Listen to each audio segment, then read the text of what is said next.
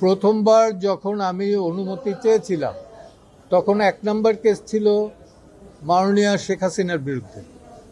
তো তখন আমি হসপিটালে থাকার কারণে আমার এক কলিগকে দিয়ে পাঠিয়েছিলাম। সেটা কোর্ট তখন রিগ্রেট করলো এই কারণে যে অলরেডি নাকি অ্যাপয়েন্টমেন্ট দিয়ে দিস, অলরেডি নাকি না দিয়ে দিস। পরবর্তীতে আমি এনিহাউ উইলিংলি রাজি হইলাম মাননীয়া শেখ হাসিনার বিরুদ্ধে 2টো মামলাই করার।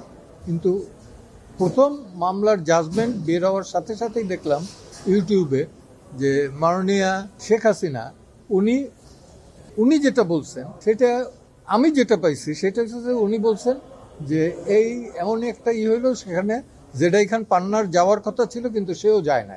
আর কোর্ট বললেন, ট্রাইব্যুনাল যেটা বললেন যে সেটা নাকি শুনছেন তারা যে জেডাই খান পান্নাকে যেতে দেওয়া হয় না। তো দুইটা একটু ডিফারেন্ট।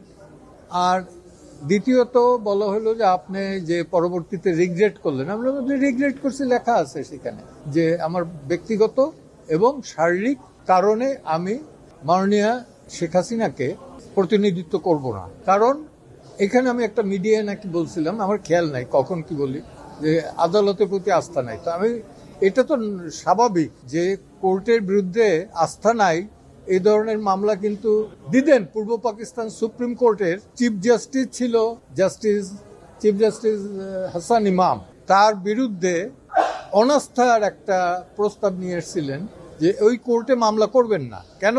যে আপনার উপর আমার ক্লায়েন্টের আস্থা নাই। কে করছিলেন?